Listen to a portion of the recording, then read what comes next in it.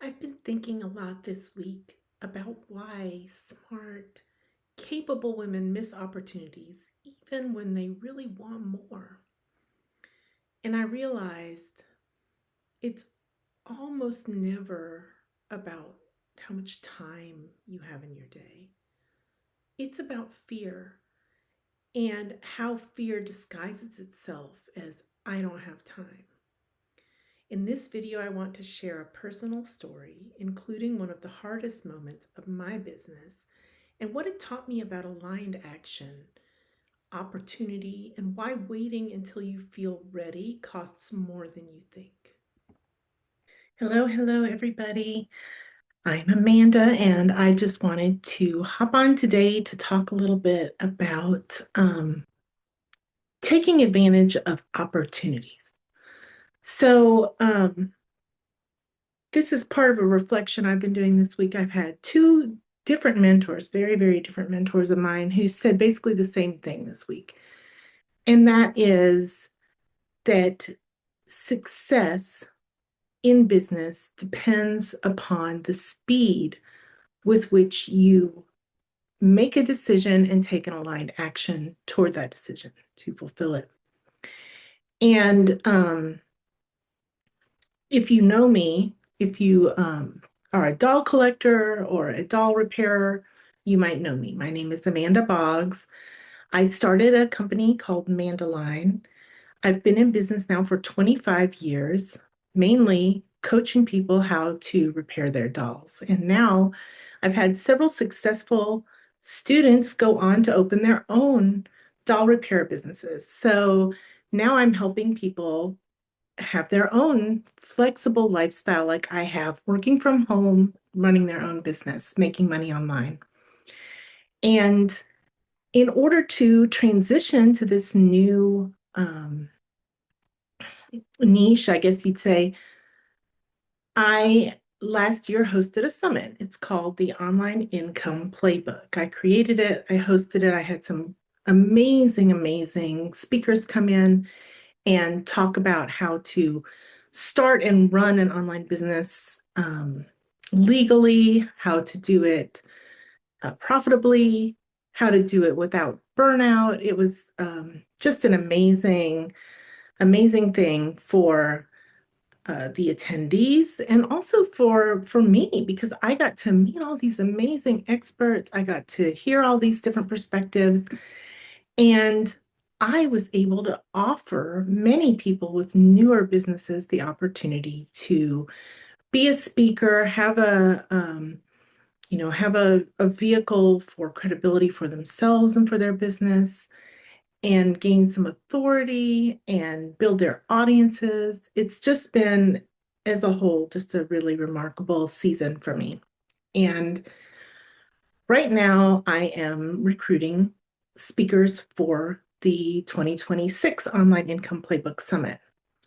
What this entails is I do a 30-minute interview with you. It's pre-recorded on your schedule, so it's convenient for you. And then you send two solo emails and one like PS newsletter type blurb to your audience. And during the promo period, which is a 2-week period, you post on your social media platforms. And it's really optional how often you want to post on the social media platforms. So it's completely free for speakers. You have the opportunity as well to offer a lead magnet, a free gift to get people onto your list to build your audience. So, and we had great people. The last one, Brendan Kane, was a speaker for us. Tina Lawrence was a speaker for us. So far this year, I have Mark Tu, Amir Arfan, Cecilia Morris, Becky Beach, all signed on so far. So I'm really looking forward to it. And I am still recruiting. I still have 20 spots. So if you are a person who makes money online and you have an email list, we're asking for lists of 5,000. We do have some spots for people with a 3,000 list of subscribers, your email subscribers. If you are below 5,000, we ask that you send 2 additional emails. So it's really not, It's not a big ask for what you get.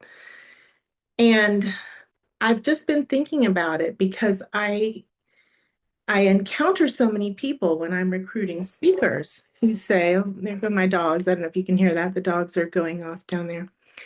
Um, I'll come to them and say, here's this opportunity. Do you want to participate? And I I hear so many people who really want to participate, they say, but well, I'm going to be out of town or I'm working on this. I really don't have time. I don't think I can put a free lead magnet together. I don't know if I have time to send the emails. I just don't have time to do an interview. And of course, I'm always polite and I always say, oh, I hope I can work with you in the future. But what I'm thinking is you really don't have time for a 30-minute interview. You really don't have time to send 2 emails or 4 emails, make social media posts. We don't ask you to make like to open additional social media platforms. These are your social media posts you're already making anyway. To say, hey, I'm being featured in this summit. I know what is behind it. It's fear. And you see it because a lot of people sign up tentatively, they agree tentatively, but when it comes down to the details of getting their interview booked and everything, then they falter. That's when I start to hear these time excuses. And I have been there. I know what that is. That's imposter syndrome stepping in. Who am I to give a talk? Who am I to be interviewed? Who am I to be in this summit and tell other people how I run my business? And it's fear of showing up. Am I thin enough? Am I pretty enough to be on camera in a meeting? I mean, I know this because I struggled with this for so many years. For so many years, like I would be that person who gets on the Zoom meeting, but they have their camera off. Um, I would be that person who, you know, thinks about joining the program, but when it comes to actually booking a call and having to speak to somebody about it, I back off, back away. It comes down to, are you the person yet who can act on these opportunities that come to you? Because when you're an entrepreneur, it requires you to I don't want to say self-improve, but it really is kind of like a self-improvement program. It requires you to become a stronger person who can get over your shyness, who can get over your fear, who can get over your introversion and step out there and and show people what you have to offer. And that is hard. It's difficult. You know, when you're online and you're showing your face and I'm over 50. It's not easy for me to get online in this influencer space of online entrepreneurs, most of whom are so much younger than I am. I have a lot of coaches, not only younger than me, I have a few that are young enough to be my children. It's hard, it's hard to show your actual face and to show up. Um, and not look really young. We prize that so much in our society, especially for women. And there's the possibility that you could publicly fail. When I was hosting my first summit, when I was building it, that was a constant in my kind of in the back of my mind. I'm coming out, I'm advertising this, I'm telling all these people I'm going to do it. What if it doesn't happen? What if I mess it up? The whole world will watch me fail. And I want to tell you that pretty much the worst thing that could happen happened during my summit. During the second week of my summit, I ended up in the hospital whole second week. I had had before the summit, I had had a routine checkup, and they found something They wanted to look into more, so I had a biopsy. Seemed fine. Everything seemed fine. The biopsy was negative. Seemed like it went okay.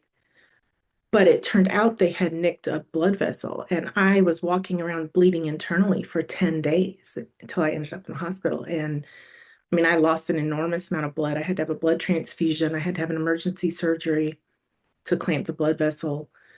Um, Thankfully, the way the summit is set up, because it's pre-recorded and it has an automated delivery sequence, the attendees were still getting uh, their daily videos and everything. But I wasn't there to do lives. I wasn't there to answer questions. I wasn't there to, to encourage the speakers. I had a long recovery time where I had to build up the blood in my body again.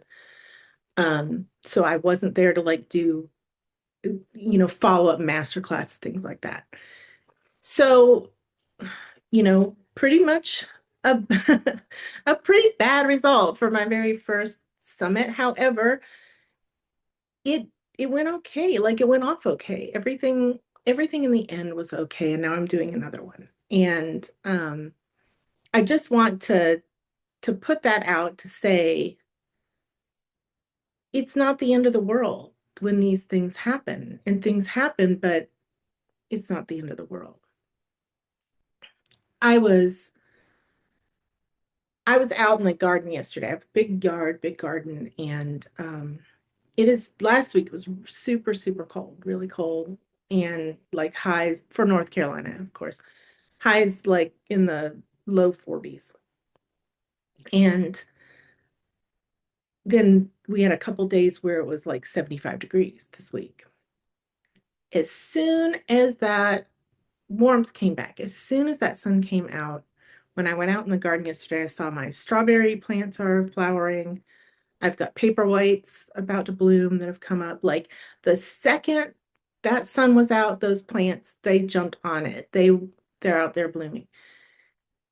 And I thought that was such a great metaphor for opportunity. You see, when you are wanting to start something, you're wanting to have a business, you're wanting to grow your business or scale your business, you have this window of opportunity. And at first, and it's not just business, it's really in anything, right? Like if you're trying to lose weight or um, I don't know, anything new that you start, a new exercise program. Like at first you're so into it, right? You're so, oh, I'm jumping on everything, doing everything. You want to you want to know all the things and learn all the things and do all the things. And then after a week or two, if you slack off of that, and almost everyone does, because what happens is they do too much at first, right? They try to do everything. Like if you're trying to lose weight, they try to, fast all day and run 10 miles every day and lift weights and drink a gallon of water and give up carbs all at the same time. And it just isn't, it's sustainable for maybe a week or two, but then you fall off of it because it's too much. It's not sustainable. And when you lose that first initial burst of energy and you're not taking action, then more and more energy is leaking out and you're getting less and less motivated. You're stepping further and further back. And it's just the opposite when you're taking aligned actions and not a ton, not all the actions. So, say that you want to start a business, you might get your sales platform set up or determine your niche or do some testing of your product, like, you know, do some things for free, whatever thing you're envisioning making money from. Try that for free for a few people so that you get some testimonials and you also get the confidence of actually doing the thing at first. And then when you've mastered that, take the next step and the next step and build it up. In the case of myself, um, If you've been in my world for any amount of time, you know that in 1998, when I was pregnant with our oldest son, my husband was injured in a work accident. It was actually the very first day that I had worn maternity clothes to work. He was um, he was an electrical lineman, and he was up on a pole, and it broke, and he fell over 30 feet and became disabled. And really, we're very lucky he survived because he had a liver laceration that the my sister was working in the surgical intensive care at the time, and the surgeon told her it was the worst liver lac he'd ever seen. Thankfully, my husband survived. He was a total rock star. He went back to school and became an electrical engineer. He's doing great. But at the time, he was home on disability for 3 months. I was pregnant. We just bought our first house, and we were losing $600 a month he had been making in overtime. I didn't get paid maternity leave. So all of a sudden, I had to come up with thousands and thousands of dollars um, to pay for my salary, so I could go on maternity leave, so that I wouldn't have to just have my baby and go back to work the next day, and make up for his overtime as well. And the internet was very new, so I worked all day. I worked at a publishing company. I worked all day, and then at night I came home and I got on the internet and I took freelance gigs. And I mean, I did everything, like babysitting. I sewed things for people. I tried selling stuff on eBay. eBay was new, and you had to learn how to code back then to sell on eBay. And I went to the library and got books on coding. I got HTML and JavaScript for dummies. And I taught myself how to code so I could put things on eBay. Like just anything to make money. And it turned out, not that it was wonderful that my husband had this accident, because it wasn't, but it turned out that that um, that motivation, that spark, that absolutely desperately having to make more money, not having time to think, just work, work, work, work. That was the best thing for me as far as starting a business, because I didn't have time to overthink stuff. I didn't have time to sit there and weigh options and wonder what I should do next. I just did. Any opportunity to make money, I took it and I did it. And when I went back to work after my maternity leave, I was really like the world's worst working mother. I did not want to be there.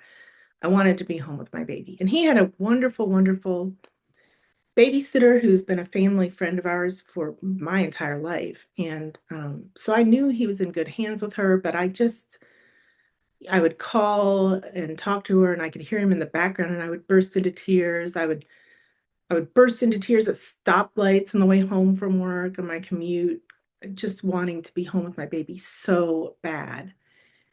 And so I just continued all of my different income streams, and evolved through them until about 18 months later, I was able to replace my corporate salary and stay home with my son. And I've been home ever since. I've been home now for more than 25 years. I've raised 3 children um, with them, right with me every step of the way. I very rarely have hired a babysitter or a nanny. I can really count, like on one hand, the number of times I've had babysitting, because I wanted my children with me. I wanted them right there with me. And they have learned entrepreneurship by being right there by my side. And I'm not going to tell you that that was always easy, because it was not. It was not always easy. A lot of late nights and early mornings working when the kids were asleep. A lot of stuff that took an hour, and it should have taken 5 minutes because I had a 2-year-old helping me. Um, but it's an experience I would never, ever have given up.